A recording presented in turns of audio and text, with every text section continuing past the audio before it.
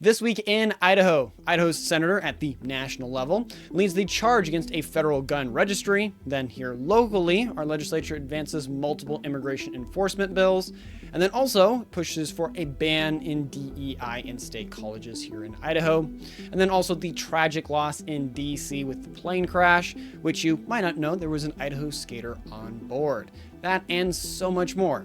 This is the Yokel Idaho Midweek Report, where we give you a quick overview of the news in Idaho for the last week.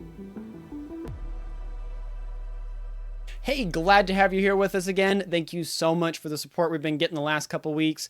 It's been really cool to see the channel as it's grown and expanded, and so many people have loved finding out about us. It means a ton to us that we're presenting value for you and you found value in it. Getting into our first story, U.S. Senator Jim Risch and Representative Michael Cloud, a Republican from Texas, introduced the No Registry Rights Act in January 16th of 2025, aiming to prevent the creation of a federal firearms registry, which is something us as Idahoans love to see.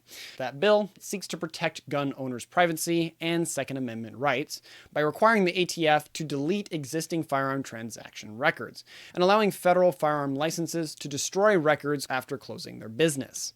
As for the senator's argument on this, Senator Risch emphasized that the Second Amendment is not conditional on a list of guns and their owners, stating that the act will safeguard essential liberties for generations to come.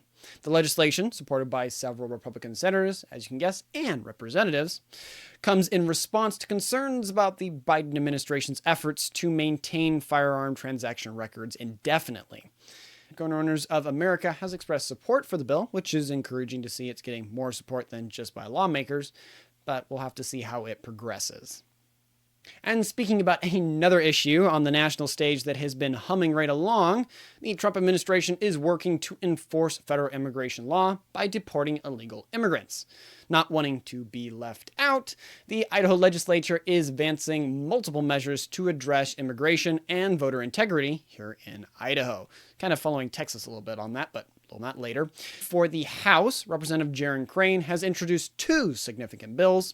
House Bill 94 would require the Secretary of State to verify the citizenship of all registered voters, following Governor Little's 2024 executive order. Crane's second bill would criminalize illegal entry into Idaho, mirroring aspects of a recent Texas law, recent in political terms, that mandated deportation on second offenses. As for the Idaho Senate, President Pro Tem Kelly Anton's Immigration Cooperation and Enforcement Act, a little bit of a mouthful, targets dangerous illegal immigrants, those basically that break the law, with enhanced penalties, including a mandatory 5-year sentence for serious crimes. The Senate bill also prohibits sanctuary policies and establishes state-level crimes for human smuggling. While some lawmakers argue immigration enforcement should remain federal, Senate leadership here in Idaho maintains that states have a crucial role in national security, which they tie to immigration. As for what this all means going forward, these legislative efforts reflect, I think, the principles of maintaining order while balancing justice with mercy. They seek to uphold both government authority and human dignity. And speaking of something else that some may say is not that very dignified, but a good development, building on Idaho's existing DEI restrictions in higher education, a legislative work group has recommended a bill that would significantly expand the state's prohibition on diversity, equity, and inclusion. That's what DEI stands for. While it is banned in the hiring practices and is going to be phased out the offices by June of 2025, this new legislation presented by Senator Ben Taze, a Republican from Coeur d'Alene, would extend restrictions to classroom content, not just the hiring part, but go a little bit further. Specifically, it would prohibit DEI concepts in required courses, degree programs, and training materials. These concepts, including internalized racism, cultural appropriation, anti-racism, because apparently that's a thing, systemic oppression, patriarchy, and gender theory would be the main targets. And it would also have the Idaho Attorney General and private lawsuits would enforce the new restrictions, so it does give it some teeth there. As for the opposition, Senator Minority Leader Melissa Wintrow, a Democrat from Boise, cast the lone dissenting vote, citing First Amendment concerns during an intense debate with Taze. While the bill maintains exceptions for American Indian tribal programs and allows for academic discussion, it would prevent schools from requiring DEI-related courses unless specifically exempt by the school's Board of Trustees for programs focusing on racial, ethnic, or gender studies. This move does align Idaho with other states that have recently passed laws limiting DEI efforts in higher education, and, as we've all seen lately, the Trump administration's efforts to remove it at the federal level and just nationally as a whole. And heading back to DC, and speaking of where Trump's at a lot lately, they're in DC, and as you've probably sadly heard, there was a plane collision in DC this last week. But what you might not know, and I didn't until this story came across my radar, is some of the passengers on board were connected to Idaho's figure skating community. The Boise figure skating community is reeling from the tragic loss of several skaters, coaches, and families in the last Wednesday's plane crash near Washington, D.C. The ill-fated flight, returning from a national development camp in Wichita, collided with a Black Hawk helicopter moments before landing at the Reagan National Airport. Among those affected was Boise skater Louis Mullane, who attended the event. His mother, Sarah, expressed the community's heartbreak, noting the close connection between Idaho, coaches, and those who perished. The tragedy has left a deep impact on the tight-knit group, with many still too devastated to speak publicly about it. As the investigation into the crash continues, both Idahoans as a whole and Idaho's skating community is mourning the loss of their friends, colleagues, and fellow Idahoans. Which, if you liked our first set of stories here, do us a favor and hit the like button and subscribe button so you don't miss any of our future content on YouTube, Rumble, or Twitter. It helps us stay connected with you and reach more folks who love Idaho just like you.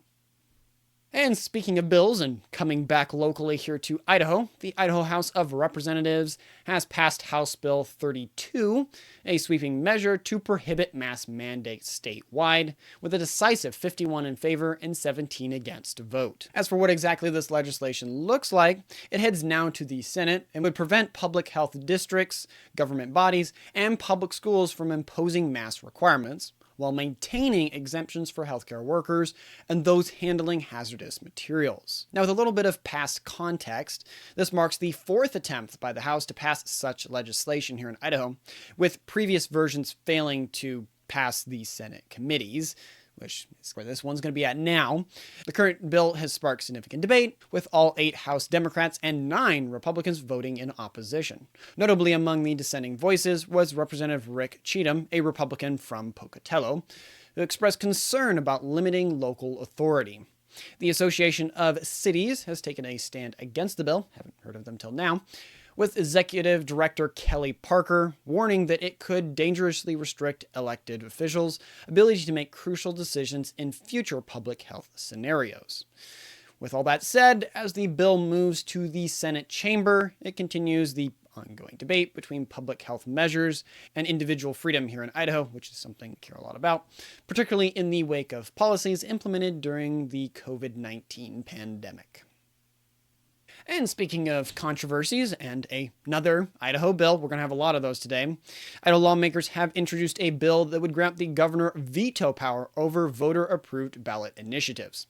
Representative Bruce Skog, the bill's sponsor, argues it safeguards against misinformed electorate. Electorate just being a fancy word for the general voting body. Specifically, though, looking at the bill, its proposal allows initiatives passing with 2/3 voter support to be bypassed by gubernatorial approval, just meaning the governor can overturn them, mirroring the legislative process for bills that the House and Senate have approved, but the governor will veto. As for pushback, which you can guess there is some, the critics include Luke Mayville of Reclaim Idaho, denounced the bill as an extreme attack on citizen rights. As for giving some past precedent, this bill follows years of attempts to restrict Idaho's initiative process, including a 2021 law that was struck down by the state Supreme Court. Now, if passed, the governor would have 5 days to approve or veto initiatives receiving less than a 2/3 support. If it's greater than that, they still can pass, but if they're under that threshold, they can. Vetoed measures would return to voters in the next general election. Now it is up to the legislature to decide if it will move it forward and different committee hearings. And speaking of committee hearings, Idaho's House Joint Memorial 1, which urges the Supreme Court to overturn Obergefell versus Hodge, has made significant progress through the Idaho legislature. Looking at that, if you haven't been keeping up with it, the journey for it began in the House State Affairs Committee, where Representative Heather Scott's presentation was met with a silent protest walkout. Despite approximately 225 people, man, that's massive for a committee, signing up to testify, with most opposing the measure, the committee advanced it with a 13 in favor, 2 against vote. The memorial subsequently passed the full House with 46 in favor and 24 against, with Scott arguing that marriage definition should return to state control. As for the proposal, and going into it a little bit more if you're curious, it seeks to restore the traditional definition of marriage as a union between one man and one woman. While opponents, including Planned Parenthood's representatives, voiced strong concern about its impact on LGBTQ, they forgot the plus there, families, supporters maintain it is about states' rights and traditional values. This memorial aligns with the biblical teaching that marriage was instituted by God as a covenant between one man and one woman. If you want to look into that, it'll be Genesis chapter 2, verses 24.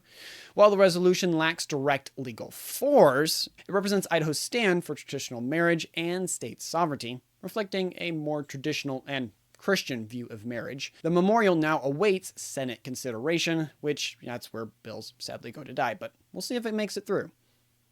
And speaking of bills, which we've discussed extensively this week and the past couple, with the Idaho legislature being in session, here at Local Yokel, we have some exciting news to share with you on that. Specifically, though, through our coverage of Idaho news, from local events to political developments, we've noticed something crucial. Legislative bills impact every Idahoan's life. These bills determine your tax rates, shape public education, marriage like we talked about above, and influence which businesses thrive or struggle here in Idaho.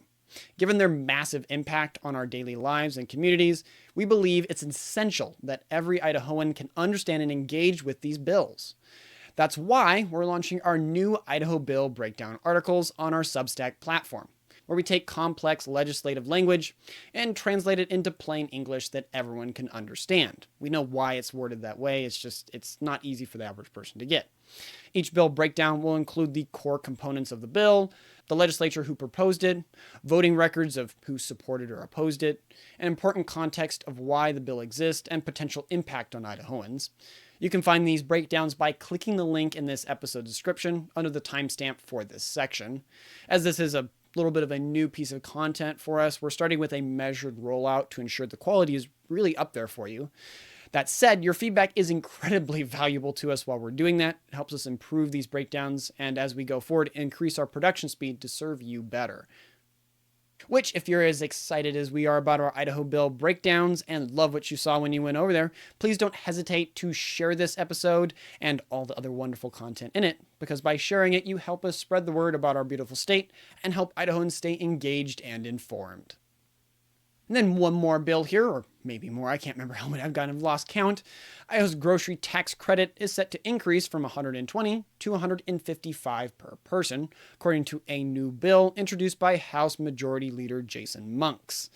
The proposed legislation aims to offset the 6% sales tax Idahoans pay on groceries, potentially providing $50 million in tax relief statewide. This bill would allow residents to submit itemized receipts for a higher reimbursement of up to $250. As for the reaction on this, while some lawmakers have pushed for a complete repeal of grocery tax, this credit increase offers a compromise. It provides relief for residents while allowing the state to collect revenue from tourists that, don't have citizenship here.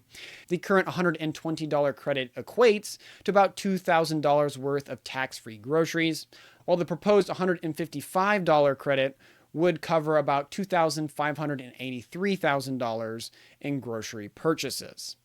As for the overall takeaway, this bill also removes the additional $20 credit for seniors over 65, with Monks arguing that teenagers often consume more groceries than older adults. That's generally the trend. If passed, the change would take effect in 2026 fiscal year.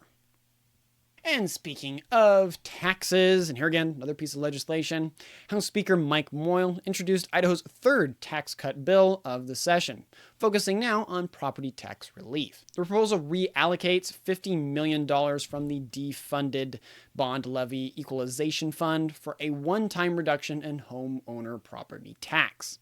Additionally, it directs about $50 million annually from online sales tax revenue to school facility bonds and levies, aiming to reduce districts' reliance on property taxes. As for Moyle's reasoning on this, he emphasized the need for further reforms, stating that, quote, "This bill builds on measures from the 2023's House Bill 292, which established funds for property tax relief and school district support." As for the general takeaway, the House Revenue and Taxation Committee unanimously approved, introducing the bill for further discussion. Some critics, they're always there, raised concerns about the cumulative impact on multiple tax cuts on Idaho's budget, basically saying you can't cut too much, but we'll see if there's enough fat to go around. And getting out of the bills, but still in politics just a little bit longer here, Steve Olson, former Civil Litigation Division Chief at the Idaho Attorney General's Office, received a controversial $26,000 vacation payout in March of 2023. Olson left his position on March 3rd, but returned to the office just one business day later in a lower-paying role. As for what the issue is, that comes with the payout. The sixth largest among state employees raised eyebrows as it didn't align with Idaho's standard practice for vacation payouts. The state's HR administrator, Janelle White, stated that such payouts typically require employees to separate from employment for at least one day. As for what the AG's office is saying, they defended the payout, claiming it was consistent with Idaho's law. However, questions remain about the legality and the ethics of the transaction, especially given Olson's family connection to conservative political groups. In conclusion, the incident has brought a greater scrutiny of employment practices in Idaho's government offices and the potential for favoritism in compensation. And sorry, I lied. There's one more bill here. I think one more. Who knows? I might lie twice here. Idaho's lawmakers have introduced a bill repealing Medicaid expansion. Representative John Vander Woud, a Republican from Nampa, cited concerns about the program's cost trajectory as a reason for proposed repealing. Basically, it's not looking financially sustainable. The bill was introduced on party lines in the House Health and Welfare Committee, with Democrats opposing it. Minority Leader Representative Elaine Rubel, a Democrat from Boise, argued that repealing expansion would actually cost the state more and go against voters' wishes. The bill does not include provisions to restore previous indigenous care programs. Getting to the critics part of this, the American Cancer Society Cancer Action Network warns of potential impact on rural areas and hospitals, emphasizing that the current program is, as we move forward with this bill, however, it will return for a full public hearing, setting the stage for a contentious debate over the future of Medicare in Idaho, which is one you can actually do yourself if you go to the hearing and you can testify. Which, if you want to get updates on all the different stories we've had, or if you've made it to this point in the episode, don't miss out on learning more about Idaho, and make sure to subscribe or follow us so you don't miss any of our future midweeks or other content that we're working on. And now, finally, we got to the section I think we're mostly out of politics. This is going to be in a committee thing, but it is very good news. Idaho's maternal death rates have seen a significant decline, according to a recent report by the Idaho Maternal Mortality Review Committee. The 2023 data shows that 44.4% decrease in pregnancy-related deaths and a 31.25% drop in pregnancy-associated deaths compared to 2021. It's almost like our abortion law didn't do anything bad there. I don't know. While these percentages represent only a handful of cases, the trend is encouraging. The committee found that most maternal deaths remain preventable, however, with mental health conditions being the leading cause of pregnancy-related mortalities here in Idaho, sadly. The report recommends increased awareness, education, and access to healthcare, particularly for at-risk populations.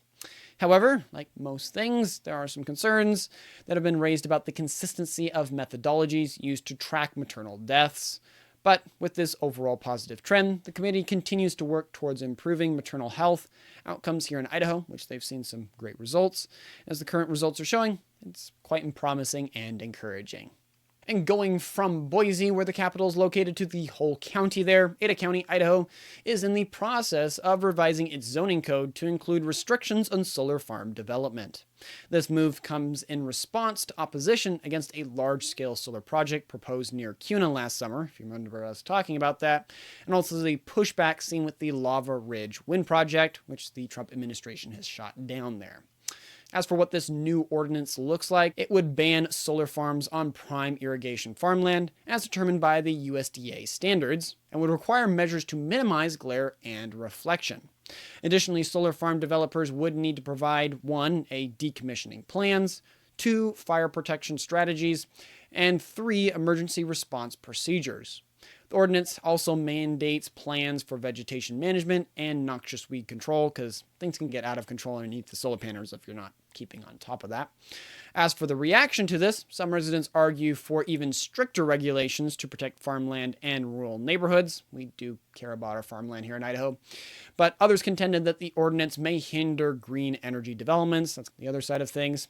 The county has delayed the vote on the new code to April 24th, allowing more time for public input, you the viewer if you want to get involved, and preparing detailed explanations of the proposed changes for the public to understand what they're planning. Moving a little further west here, Meridian, Idaho, considered a Pollo desert by El Pollo Loco, is about to get a taste of LA Mex cuisine. The California-based chain has set its sights on the corner of Chinden Boulevard and 10 Mile Road for its first Idaho location.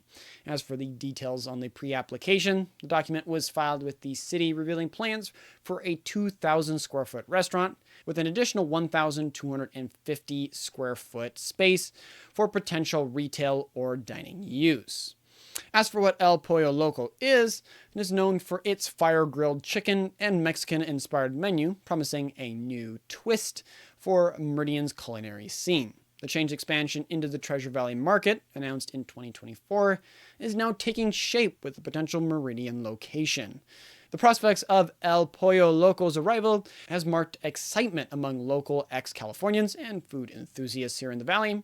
The chain's commitment to fresh, never-frozen chicken and its diverse menu of bowls, burritos, and tacos could soon offer Meridian residents a new favorite dining spot. As the project progresses through the necessary permitting applications, those who know of it eagerly anticipate the day when the Pollo Desert status will become a thing of the past. And also speaking of things in Meridian and food, and something we're very excited here in Idaho because we love it, WinCo Foods is set to expand its presence in South Meridian, Idaho, with plans for a new store at the southwest corner of Columbian Road and Meridian Road. Noah Fleischer, WinCo's Director of Corporate Communications, described the location as perfect in an emerging area. As for the details on the development, the 24-acre property, currently a turf farm and landscaping business, will be annexed into Kuna. WinCo intends to develop a shopping center around the store, selling or leasing excess property.